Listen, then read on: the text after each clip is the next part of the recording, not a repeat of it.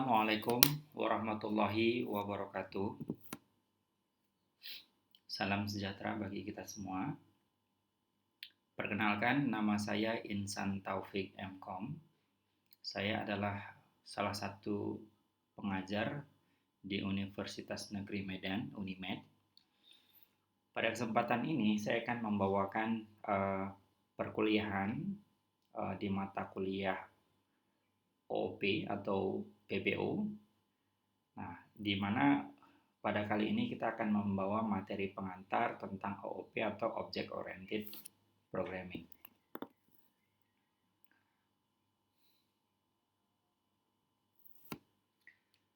Sebelum memulai tentang OOP, alangkah baiknya kita belajar dulu tentang pengenalan OOP. Mengapa kita memerlukan OOP? Pemrograman berorientasi objek atau OOP adalah paradigma pemrograman yang berfokus pada pemodelan dunia nyata. Maksudnya, konsep pemrograman berorientasi objek atau OOP adalah salah satu paradigma dalam dunia pemrograman yang sering digunakan dan berkembang pesat. Ide dasarnya adalah untuk mendekati pemecahan masalah dengan cara yang lebih terorganisir dan lebih mudah dipahami, karena mirip dengan pemecahan yang ada di dunia nyata. Misalnya, jika kita ingin membuat program untuk mengelola data karyawan, kita dapat membuat kelas karyawan dengan atribut seperti nama, umur, dan gaji, serta metode untuk menambahkan atau menghapus karyawan. Kemudian, jika perlu, menciptakan kelas manajer dengan fitur tambahan seperti jumlah bawahan dan metode untuk mengatur tugas. Nah, kita dapat mewarisi kelas karyawan ke kelas manajer dan menambahkan atribut dan metode tambahan yang diperlukan. Nah, di sini kita lihat bahwa hal-hal yang diatur di dalam program yang akan dibuat ini itu semuanya adalah bagian atau elemen-elemen dari kehidupan nyata itu sendiri. Nah, jadi yang disebut tadi itu benar. Jadi dengan mengambil paradigma OOP, maka ketika kita membuat sebuah program untuk menyelesaikan satu masalah, maka kita tidak perlu pusing-pusing untuk memikirkan bagaimana penyelesaiannya. Nah, melainkan kita hanya perlu melihat kondisi nyata dari permasalahan itu, kemudian kita angkat dan kita selesaikan di dalam pemrograman.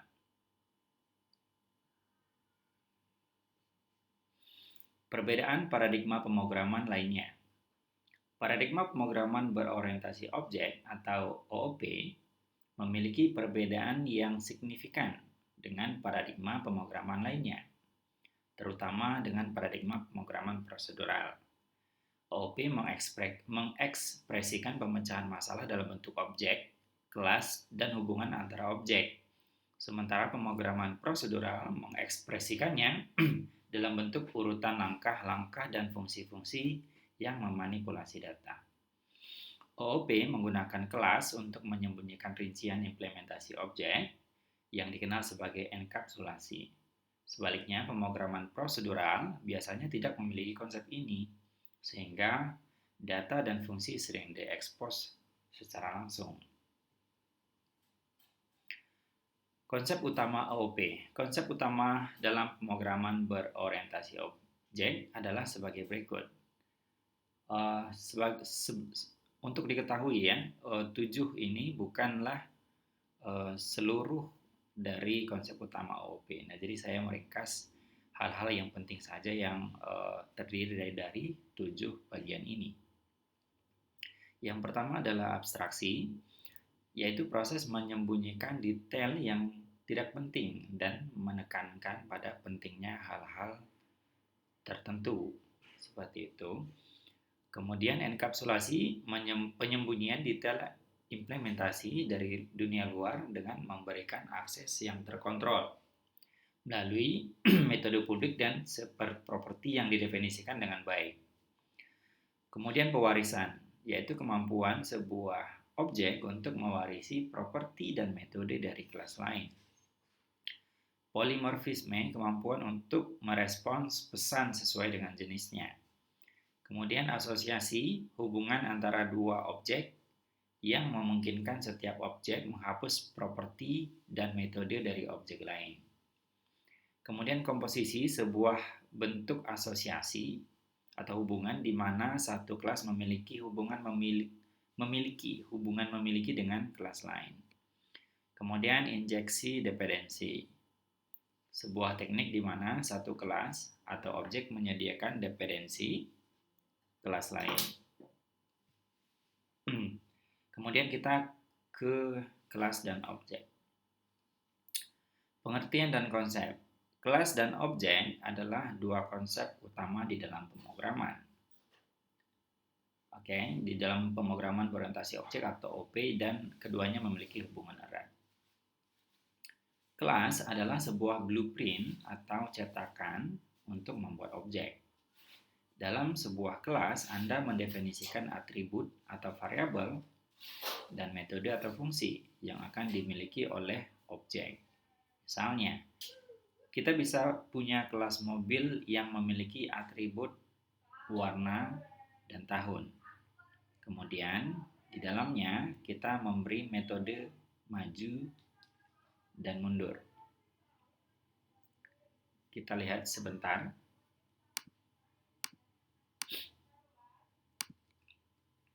Nah, di sini kita memiliki kelas mobil, ya, di mana di dalam kelas mobil ada dua properti, yaitu atribut warna dan tahun. Warna tipe datanya string dan tahun tipe datanya integer. Nah, kemudian di dalam kelas ini juga kita membuat dua buah fungsi atau metode. Yang pertama fungsi maju, yang kedua fungsi mundur, yang sama-sama dengan tipe void atau tipe kosong. Nah, di dalam fungsi ini kita bisa memberikan perintah.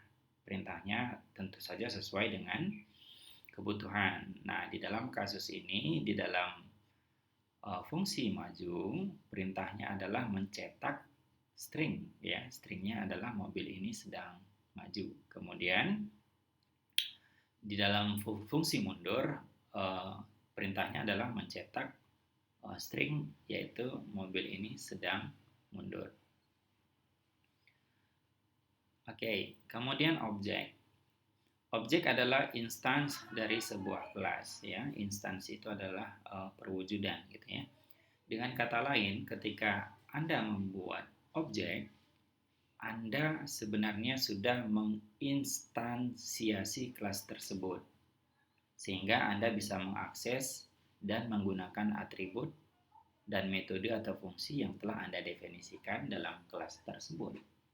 Nah, misalnya kita tadi sudah membuat kelas mobil, kemudian kita mau buat objek dari kelas mobil itu, ya, dengan mengganti atribut warna hitam dan atribut tahun menjadi 2022. Gitu. Hubungan kelas dan objek itu memiliki hubungan yang kuat karena objek itu terbuat dari kelas. Dalam contoh di atas, kita bisa membuat beberapa objek mobil yang berbeda, ya, dengan atribut dan metode yang sama dari kelas mobil. Nah, di sini kita sudah punya kelas mobil. Nah, yang dimaksud hubungan erat dengan objek adalah bahwa kelas ini, ya, kelas mobil ini, untuk menjalankannya, maka kita harus buat sebuah objek dari kelas ini. Kemudian kita bisa lihat atau kita bisa gunakan metode atau fungsi yang sudah dibuat di sini. Kemudian kita bisa lihat informasi atribut yang berada di sini. Misalnya di sini kita buat kelas main, ya. Di sini kita akan implementasikan pembuatan objek dari kelas mobil tadi. Nah, di baris keempat, di sini ada objek, ya, objek variabel namanya mobil saya. Oke, kemudian kita buat sebuah objek baru dari kelas mobil dengan eh, atribut warna hitam dan tahun 2022. Oke. Kemudian kita buat kembali ya objek baru yaitu mobil pacar dari kelas mobil gitu ya. Di sini dengan atribut warna merah dan tahun 2023. Nah, masing-masing dari objek ini itu memiliki semua hal yang juga dimiliki dari kelas mobil seperti itu ya. Nah, karena kedua variabel ini private, nah ini tidak bisa langsung diakses. Nanti diaksesnya bisa dengan metode enkapsulasi. Tapi kita fokus kepada dua metode ini. Nah, metode ini akan bisa diakses oleh objek yang terinstansiasi dari kelas mobil ini. Nah, seperti contoh misalnya, mobil saya punya metode maju, mobil pacar juga punya metode mundur. Sebenarnya mobil saya juga punya metode mundur, gitu ya. Kemudian mobil pacar juga punya metode maju, seperti itu. Nah, jadi semua objek yang terbuat dari salah satu kelas maka dia akan memiliki semua semua hal yang sudah dituliskan atau disebutkan di dalam kelas seperti itu. Nah, jadi makanya dikatakan hubungan antara objek dan kelas itu atau kelas dan objek menjadi sangat erat. Oke, by the way, coba kita jalankan dulu program ini.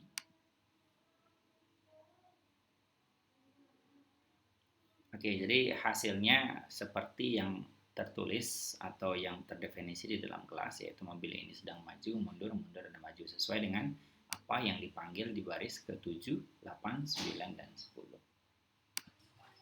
Baik.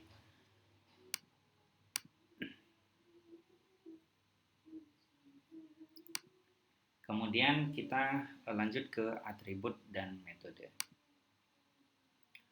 Dalam pemrograman berorientasi objek, sebuah kelas adalah entitas yang digunakan sebagai template untuk membuat objek-objek yang berkaitan.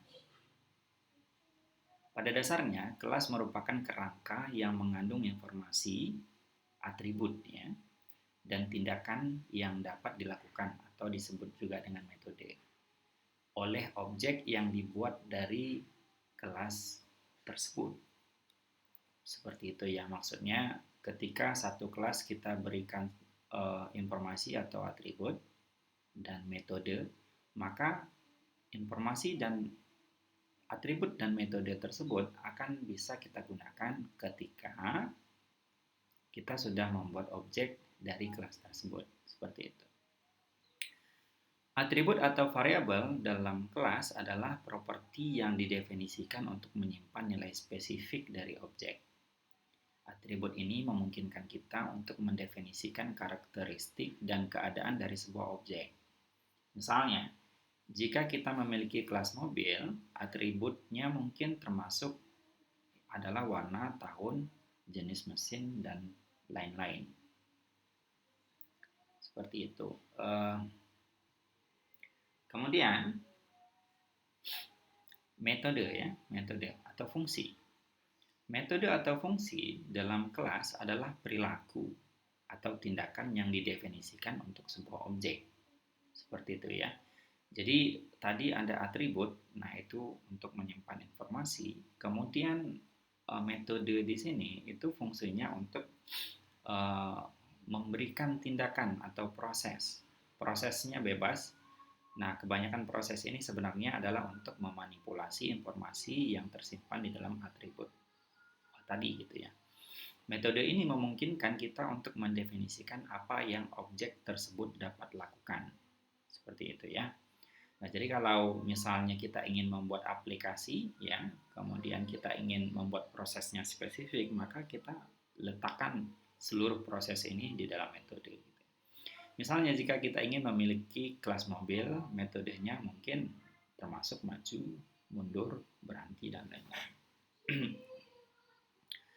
Atribut dan metode dalam kelas bekerja sama untuk membentuk perilaku objek.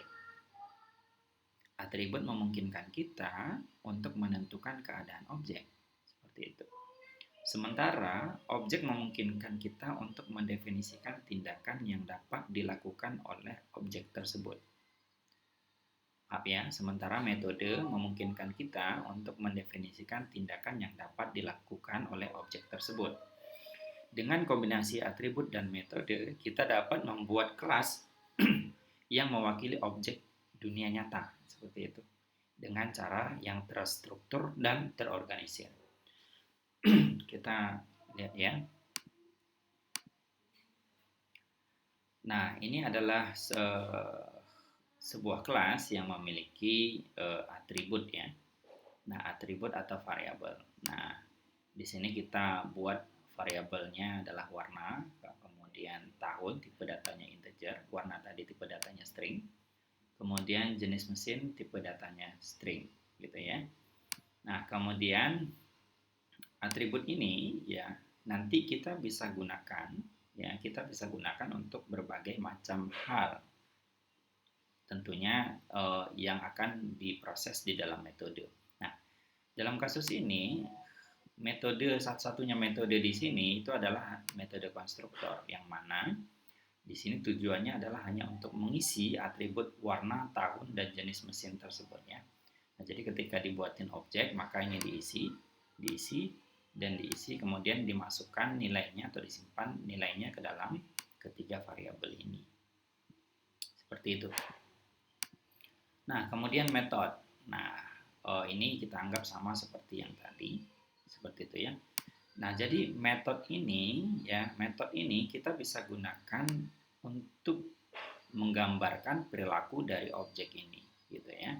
Tentu saja mobil, perilakunya itu bisa saja maju, mundur, dan berhenti, seperti itu ya. Nah, jadi bagaimana variabel ini dapat mempengaruhi objek ini? Ya, misalnya kita akan modifikasi sedikit ya.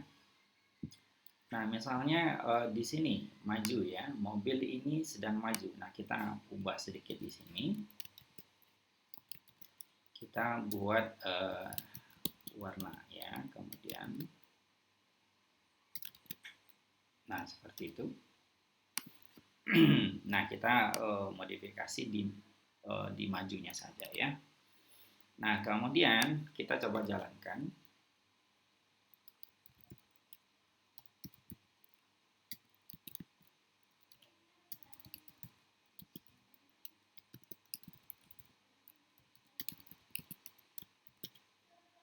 Nah, kita buat objek baru dari kelas mobil.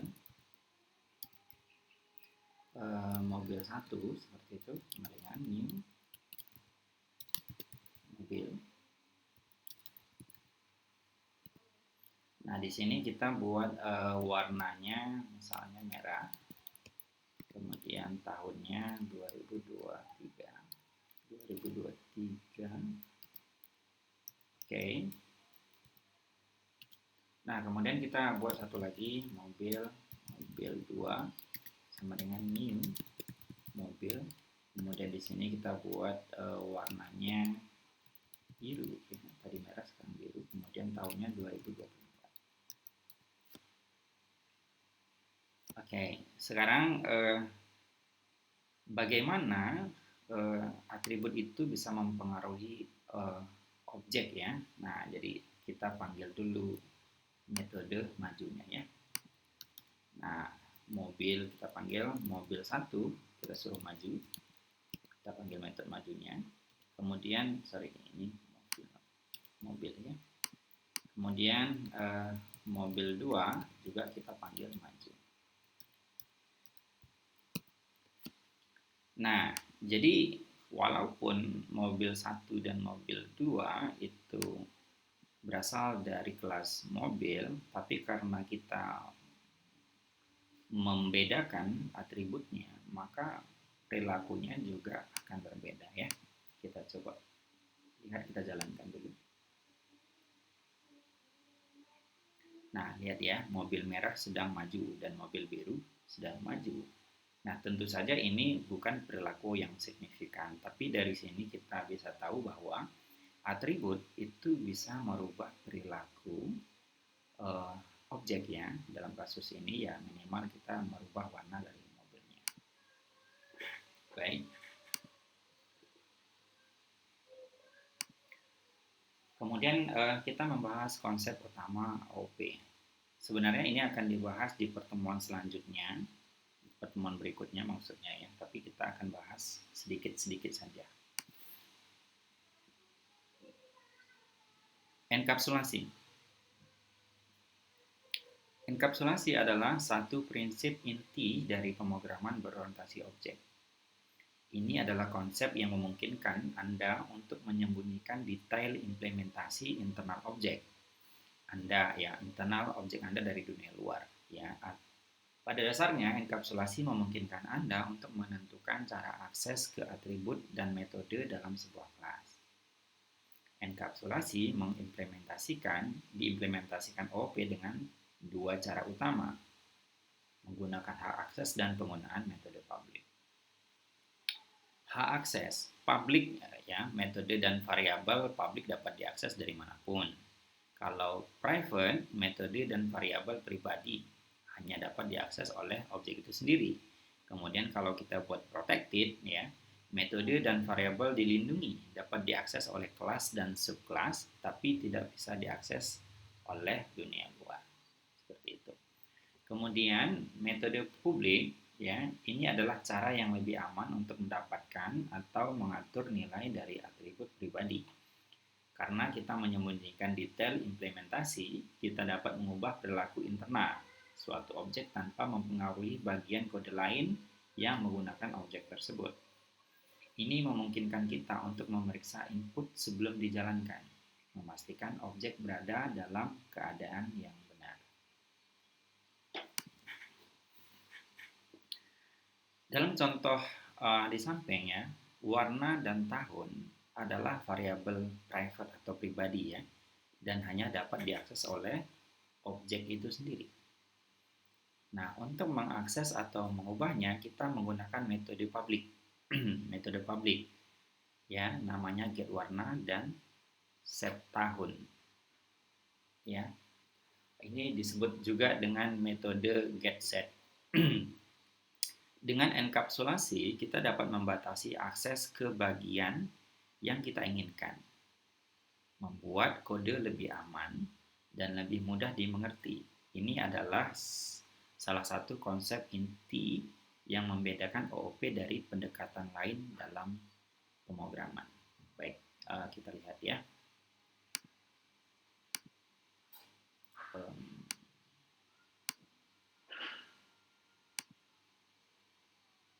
Enkapsulasi.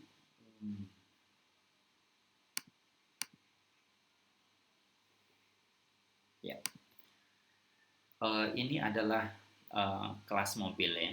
Di dalam kelas mobil ada dua variabel ya, dua variabel atau dua atribut, warna dengan tipe string, kemudian tahun dengan tipe integer, yang mana keduanya adalah private. Artinya variabel ini tidak mungkin bisa diakses dari luar kelas, gitu ya. Tidak mungkin bisa diakses dari luar kelas. Dia hanya bisa diakses dari kelas ini sendiri. Maka untuk mengakses mengakses atribut ini ya, akses itu kan terbagi dua ya. Pertama baca, yang kedua tulis. Nah, jadi variabel itu aksesnya dua, baca dan tulis. Artinya kita memberi nilai ke variabel itu atau kita membaca nilai variabel itu. Nah, untuk memberi ya nilai pada satu variabel enkapsulasi, maka kita berikan metode public, yaitu get warna. Untuk mengambil nilai maksud saya. Untuk mengambil nilai dari variabel tersebut, kita akses dengan metode public, yaitu get warna. Tentu saja di sini kodenya hanya sederhana, yaitu kita hanya mengembalikan nilai warna. Namun apabila Anda menginginkan sebuah manipulasi misalnya atau proses lain sebelum dikembalikan, maka Anda boleh melakukan proses yang lain sebelum warna ini dikembalikan atau mengembalikan nilai yang lain seperti itu. Yaitu ini disebut dengan method get. Gitu ya. Kemudian untuk mengisi ya nilai ke variabel, maka kita dapat memberikan method set. Kemudian kita berikan parameter yang dapat menampung nilai yang akan diberikan ke variabel private-nya. Nah, misalnya di sini kita punya metode set dengan parameter tahun tipenya integer. Nah, di sini kita sedikit kita sedikit validasi ya. Nah, jika tahun yang dimasukkan nanti lebih besar daripada 1900 dan tahunnya lebih kecil daripada 2023, maka kita izinkan nilai tersebut untuk dimasukkan pada variabel tahun di sini ya. Tapi selebihnya maka tahun tidak valid. Nah, jadi metode seperti ini itu bisa kita lakukan untuk mengamankan nilai satu variabel dari sebuah objek agar tetap valid dan benar seperti itu ya. Nah, jadi tidak sembarangan angka yang bisa dimasukkan ke dalam variabel ini seperti itu. Oke, ini tidak perlu saya jalankan ya. Kita lanjut aja ke materi selanjutnya. Kemudian pewarisan atau inheritance. Pewarisan adalah salah satu prinsip penting dalam pemrograman berorientasi objek. Ini memungkinkan kelas untuk mewarisi properti dan metode dari kelas lain. Oke, properti itu juga diistilahkan dengan atribut dan variabel ya. Oke, yang disebut dengan kelas induk atau superkelas gitu ya. Metode dari kelas lain tadi disebut dengan kelas induk atau superkelas. Oke. Konsep utama pewarisan ya. Kelas induk itu disebut dengan superkelas. Kelas yang memberikan properti dan metode yang akan diwariskan kepada kelas turunannya. Kemudian kelas turunan itu disebut dengan subkelas gitu ya. Kelas yang mewarisi itu disebut dengan subkelas. Kelas yang menerima properti dan metode dari kelas induknya. Oke, kemudian di sana ada metode override. Ya, kemampuan untuk mendefinisikan ulang metode dalam kelas turunan untuk mengubah atau memperluas perilaku dari metode yang sudah ada dalam kelas induk. Intinya override ini adalah mengubah metode yang sudah diwariskan. Nah, jadi kita ingin tidak memakai metode yang diwariskan, alih-alih kita ingin mengubahnya menjadi yang lain. Keuntungan pewarisan, pertama kode lebih bersih, yaitu mewarisi properti dan metode yang sudah ada. Ya, memungkinkan Anda untuk mengurangi duplikasi kode.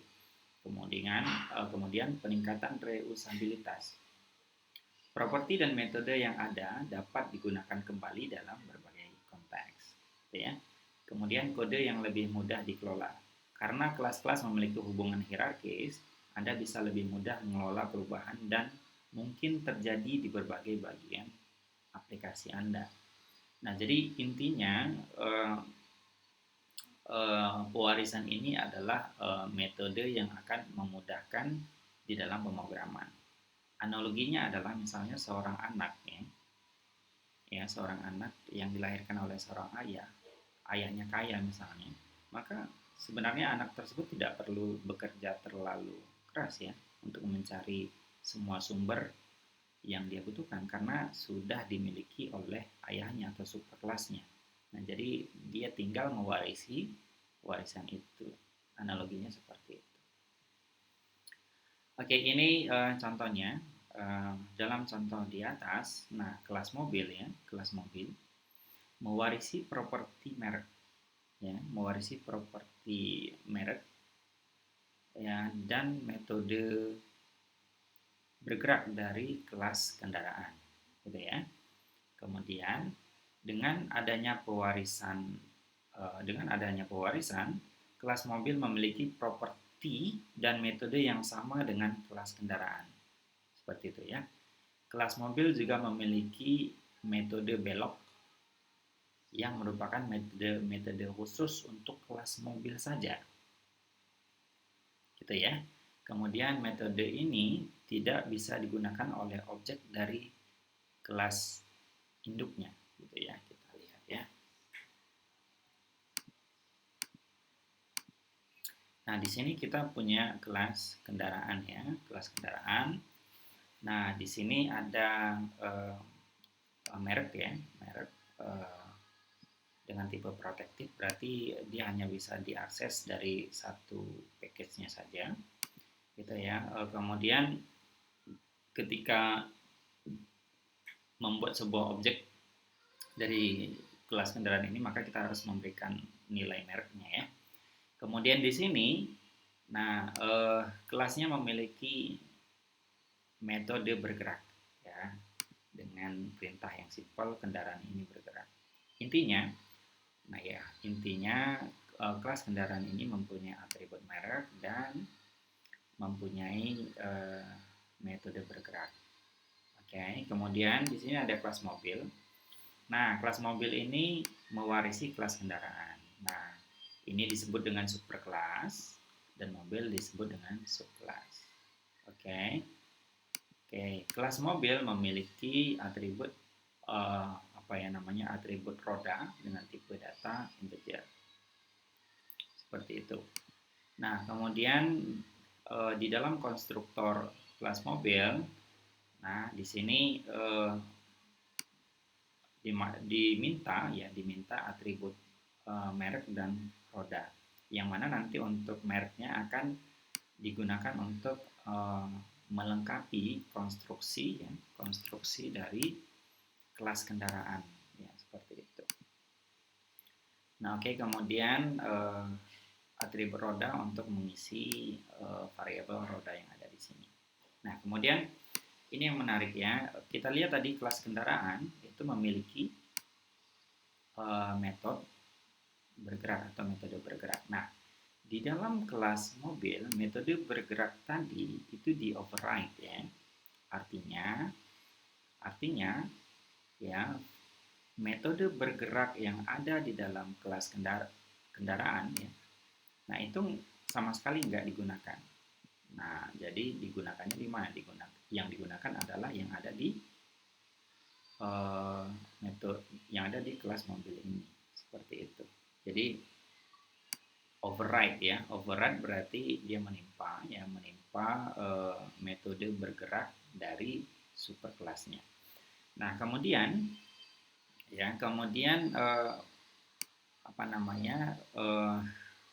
kelas mobil ini juga memiliki metode khusus ya, yaitu metode belok, gitu ya. Nah, jadi keuntungan dari inheritance atau pewarisan ini adalah selain subkelas ini memiliki semua hal yang ada di dalam superkelas ini atau kelas kendaraan, dia juga bisa menambah dengan metodenya sendiri dan atributnya sendiri. Nah, sehingga sebuah kelas yang mewarisi kelas yang lain akan menjadi lebih kaya, seperti itu ya. Kemudian diaplikasikan di sini ya. Nah, diaplikasikan di sini kita buat satu buah objek dari kelas mobil gitu ya. Kemudian diisikan mereknya Toyota, kemudian rodanya 4, kemudian kita panggil metode bergerak dan belok. Nah, di sini nanti mobil bergerak, pesan yang akan diberikan adalah mobil ini bergerak, alih-alih si kendaraan ini bergerak gitu ya. Jadi pesannya adalah mobil ini bergerak. Coba kita tes ya. Kita jalankan si main.java. Ya, mobil ini bergerak, mobil ini sedang belok. Namun apabila kita ingin ya memanggil metode dari eh, kelas kendaraan atau kelas supernya, nah kita tetap bisa panggil ya dengan cara, karena ini sudah override, nggak mungkin lagi kita panggil di dalamnya sini, di sini misalnya kita panggil super, nah bergerak seperti itu, tetap bisa kita panggil ya, tapi tidak bisa apa namanya, tidak bisa mewakili objek karena sudah di override. Maka kalau ini kita jalankan akan ada pesan tambahan ya. Ya, kendaraan ini bergerak, mobil ini bergerak, mobil ini sedang berbelok. Nah, jadi seperti itu. Maka metode inheritance extends ini adalah metode yang sangat bermanfaat dan cukup seru seperti itu. Oke, kita lanjut. Kemudian polimorfisme ya, polimorfisme. Polimorfisme adalah salah satu konsep penting dalam pemrograman berorientasi objek. Ya.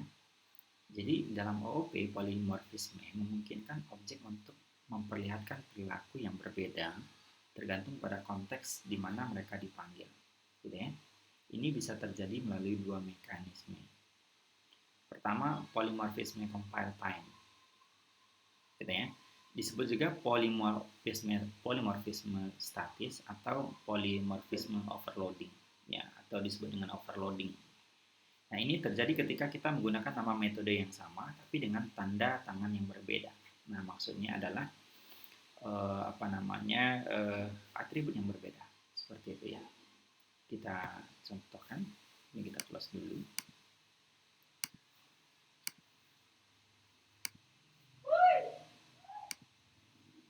Nah, seperti ini ya.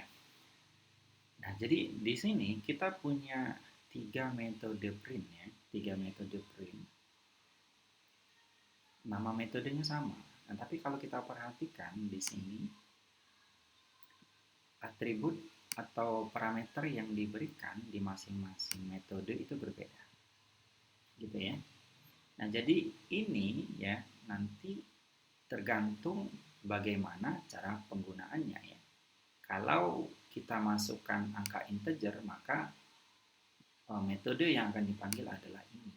Kalau kita berikan string argumennya, metode yang dipanggil adalah ini. Seperti itu. Kita contohin saja.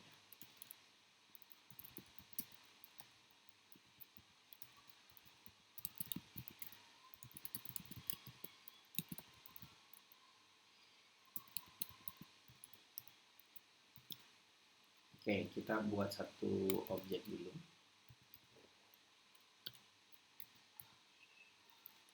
Time aja sampai dengan gitu ya. Sekarang kita panggil print ya, print. Nah, kita berikan halo dunia. Oke, kita lihat apa yang terjadi. Yang terjadi adalah cetak string halo dunia, maka metode yang dipilih adalah ini. Kenapa? Karena argumen yang diberikan di sini adalah string, maka dia akan mencocokkan secara otomatis ya mana atribut yang sesuai atau properti yang sesuai. Kalau kita rubah di sini misalnya kita berikan 15 seperti itu. Nah, maka cetak integer ya, karena 15 itu adalah integer. Kalau kita rubah lagi misalnya 0,6. Nah, maka yang dicetak adalah desimal seperti itu ya. Nah, jadi polimorfisme ini sangat bagus ya bagi kita yang punya berbagai macam inputan yang berbeda dan kita ingin memperlakukan inputan masing-masing inputan yang berbeda itu dengan proses yang berbeda. Oke, seperti itu ya. Nah, kemudian polymorphisme runtime. Nah, sebenarnya ini sudah dijelaskan ya pada inheritance tadi. Disebut juga polymorphisme dinamis atau polymorphisme overriding. Gitu ya. Ini terjadi ketika kelas turunan mengimplementasikan metode yang sama dengan kelas induknya. Nah, tadi kan kita sudah bahas sebenarnya tadi ya, waktu di contoh pewarisan di sini kendaraan kan punya metode bergerak ya, kemudian di kelas mobil kita ganti metode bergeraknya, kita override. Nah, ini disebut juga dengan polymorphisme override. Nah, jadi seperti itu. Nah, di sini juga ada contohnya. Oke, yang runtime ya. Nah, ini kemudian ini ada print, kemudian di subclassnya di override. Nah, jadi seperti itu.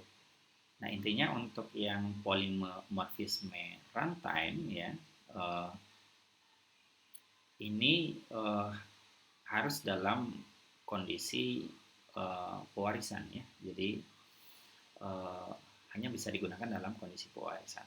Tapi kita lihat ya keuntungan-keuntungan polimorfisme. Pertama, fleksibilitas ya. Dengan memungkinkan objek untuk memperlihatkan perilaku yang berbeda tergantung pada konteks data yang diinputkan itu. Kita mendapatkan fleksibilitas dalam menggunakan kode kita. Kemudian meningkatkan keterbacaan. Dalam kode yang kompleks, polimorfisme dapat meningkatkan keterbacaan karena Anda dapat menggunakan nama metode yang sama untuk tujuan yang berbeda, gitu ya. Kemudian dukungan untuk hierarki. Polimorfisme adalah cara untuk mendukung hierarki dalam OOP di mana kelas-kelas turunan dapat memiliki perilaku yang spesifik bagi diri mereka sendiri. Nah, jadi ketika kita mewarisi kelas tertentu, kita tidak harus selalu menggunakan metode-metode yang ada di superkelas itu. Kita bisa mengubah perilaku metodenya sendiri melalui mekanisme overriding, gitu ya. Kemudian mendukung prinsip don't repeat yourself atau DRY. Nah, polimorfisme memungkinkan kita untuk menghindari duplikasi kode dengan menggunakan konsep inheritance dan overriding, gitu ya.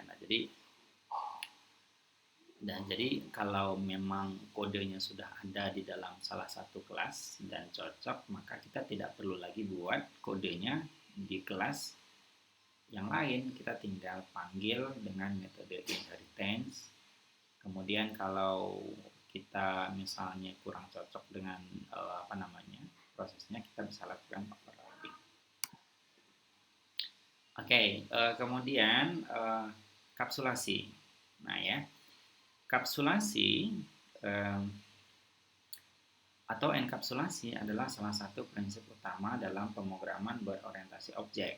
Ya, ini adalah konsep yang memungkinkan objek untuk menyembunyikan rincian implementasi internalnya, sehingga hanya metode yang telah ditentukan yang dapat mengakses atau memanipulasi data tersebut. Kapsulasi dapat diterapkan dengan berbagai cara. Nah, pertama, variabelnya atau atributnya kita buat menjadi private ya. Nah, kemudian kita buat dua buah metode yang disebut dengan metode setter untuk memberikan nilai kepada variabel dan metode getter untuk mengambil nilai variabel itu, gitu ya. Kemudian kita bisa lakukan hak akses protected atau public ya. Kapsulasi juga bisa diterapkan dengan membatasi akses ke metode tertentu agar hanya dapat diakses oleh kelas atau objek tertentu, gitu ya. Nah, jadi bebas, kita bisa berikan public atau protected seperti itu ya. Nah, oke, kita lihat ya. Nah, jadi tadi sudah dijelaskan sebenarnya di enkapsulasi di sini ya. Nah, tapi kita jelaskan ulang. Sebenarnya enkapsulasi ini tujuannya adalah untuk melindungi variabel ini. Melindungi dari apa? Melindungi dari orang yang membacanya, melindungi dari orang yang mengisinya, seperti itu ya. Jadi kita bisa atur bagaimana mekanisme dia dibaca dan bagaimana mekanisme dia diisi, seperti itu ya. Nah, di sini kodenya memang cukup singkat ya, tapi kita bisa buat seperti ini misalnya. Misalnya kita buat nama titik 2, kemudian kita buat, nah kita bisa buat seperti ini. Nah, gitu ya. Kemudian di setnya kita bisa berikan, kita bisa tambahin misalnya, kita bisa tambahin titik koma seperti ini. Nah, seperti itu ya. Nah, jadi nanti ketika objeknya dibuat, maka untuk mengakses atribut nama ini itu tidak murni, tidak pure ya. Tidak murni itu bukan berarti salah, berarti kita menentukan mekanisme untuk bagaimana dia dikembalikan atau dibaca, kemudian bagaimana dia diisi. Nah, kita coba contohnya.